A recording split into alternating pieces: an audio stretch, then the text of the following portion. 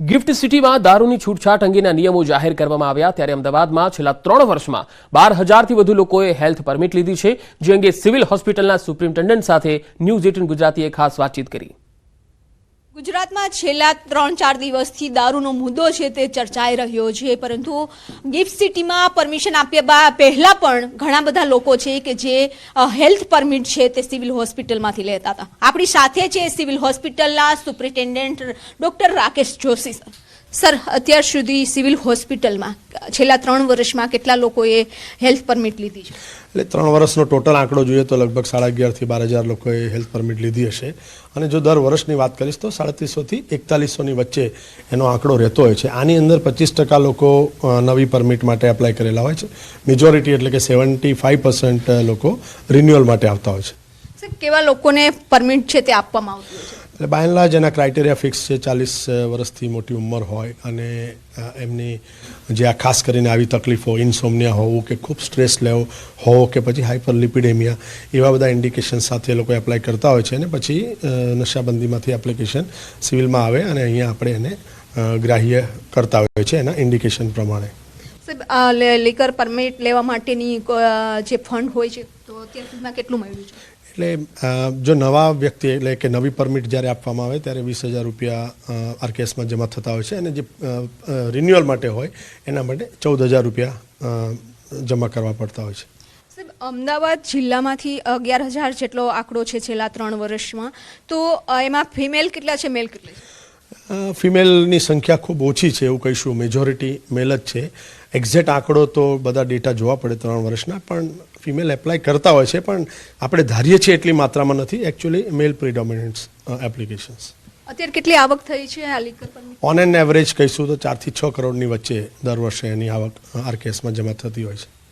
તો પરમિટ માટે પણ લોકો છે તે પૈસા ખર્ચે છે, તેના કારણે સિવિલ હોસ્પિટલને છેલ્લા 3 વર્ષમાં 11,000થી વધારે લોકોએ પરમિટ લીધી છે, અને તેના કારણે જ કરોડો રૂપિયાની આવક પણ થઈ છે। કેમેરામેન શ્રેણિક સાથે બીપુ પટેલ, ન્યૂઝ 18 ગુજરાતી, અમદાવાદ। ભાવનગરના શિહોરના ખેડૂતોની દિવસે વીજળી આપવાની માંગ શિહોર તાલુકાના ગામોના ખેડૂતોએ હલ્લાબોલ કર્યો। દિવસે વીજળી આપવા ખેડૂતો માંગણી કરી રહ્યા છે, અને આ માંગણી તેમણે ઉગ્ર બનાવી છે। સરપાટિયા નજીકના 66 કેવી સ્ટેશન પર ખેડૂતોએ હલ્લાબોલ કર્યો।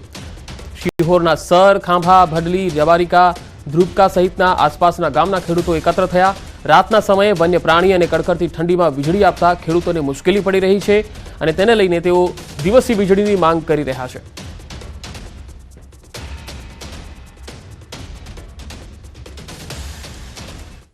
ખેડામાં બિલોદરા સિરપ કાંડમાં મોટી ખબર આવી રહી છે।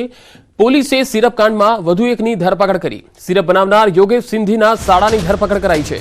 ઝડપાયેલો ગોપીચંદ સિરપ બનાવવામાં મદદ કરતો હતો। અત્યાર સુધીમાં 8 આરોપીઓની ધરપકડ થઈ છે। મુંબઈથી મંગાવવામાં આવેલ ઇથેનોલના બિલ તેના એકાઉન્ટમાંથી કરવામાં આવતા હતા। પોલીસ દ્વારા સમગ્ર મામલે 7 જેટલા આરોપીઓની ધરપકડ કરી અને રિમાન્ડ મેળવી પૂછપરછ હાથ ધરવામાં આવી હતી, જેમાં તપાસ દરમિયાન ગોપીચંદની સંડોવણી હોવાનું બહાર આવ્યું હતું। પોલીસ દ્વારા તેની ધરપકડ કરી કોર્ટમાં રિમાન્ડ માટે રજૂ કરવામાં આવ્યો।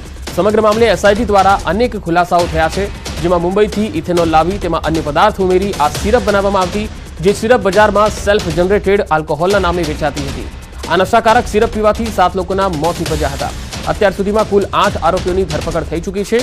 હજુ કેટલાક લોકોની સંડોવણી ખુલી શકે છે। વધુ માહિતી સાથે સંવાદદાતા ઉમંગ ખેડાથી જોડાયા છે। ઉમંગ, આ સિરપ કાંડમાં જે યોગેશ સિંધી અને જે નવું નામ સામે આવ્યું છે તેને લઈને તેની સંડોવણી કયા પ્રકારની રહી છે? ચોક્કસથી પંકજ, વાત કરવામાં આવે તો નડિયાદની અંદર જે સિરપ કાંડ થયો હતો, 7 જેટલા લોકોના આ સિરપ પીવાથી મોત થયા હતા। અનેક ખુલાસાઓ ન્યૂઝ 18 ગુજરાતી પર થયા હતા। વધુ એક ખુલાસો આજે પણ થયો છે કે જે સિરપ છે તે સિરપ માટે જે યોગેશ સિંધી નામનો વ્યક્તિ નડિયાદ સ્થિત ફેક્ટરીમાં સિરપ બનાવતો હતો, અને સિરપમાં સેલ્ફ જનરેટેડ આલ્કોહોલ લખવામાં હતું, પરંતુ ઇથેનોલ નામનું ઇથેનોલ લાવવામાં આવતો હતો મુંબઈથી। આ મુંબઈથી જે ઇથેનોલ લાવી અને જે સિરપ બનાવતો, આ સિરપ બનાવવાની અંદર આ તે યોગેશ છે તેનો સાડો છે તે ગોપીચંદ નામનો જે મૂળ રાજસ્થાનનો રહેવાસી છે, એ ગોપીચંદ પણની સંડોવણી હોવાનું પોલીસની તપાસમાં બહાર આવ્યું હતું, પરંતુ પોલીસને જરૂરી પુરાવા નતા મળી આવ્યા। હાલમાં સમગ્ર મામલે જ્યારે એસઆઈટીએ તપાસ કરી ત્યારે પોલીસને વધુ એક પુરાવો મળી આવ્યો હતો કે જે ઇથેનોલ છે તેનું પેમેન્ટ હતું, એ પેમેન્ટ આ ગોપીચંદના ખાતામાંથી કરવામાં આવતું હતું મુંબઈ ખાતે। એટલે એની સંદર્ભે પોલીસે ગત વર્ષે ધરપકડ કરી છે, તેને કોર્ટમાં રજૂ કરી ત્યાં રિમાન્ડ મેળવ્યા છે. હાલમાં પોલીસને 2 દિવસના રિમાન્ડ મળ્યા છે અને રિમાન્ડમાં પણ આ ગોપીચંદ દ્વારા અન્ય કયો રોલ ભજવવામાં આવ્યો તેને ખુલાસા પંકજ થઈ શકે છે. પરંતુ ચોક્કસથી પંકજ ખેડા પોલીસની કામગીરી જોરદાર કહી શકાય, કારણ કે ટૂંક જ સમયની અંદર સમગ્ર મામલાનો પર્દાફાશ કરી રહી છે. જી પંકજ. જી ઉમંગ, આભાર માહિતી આપવા માટે.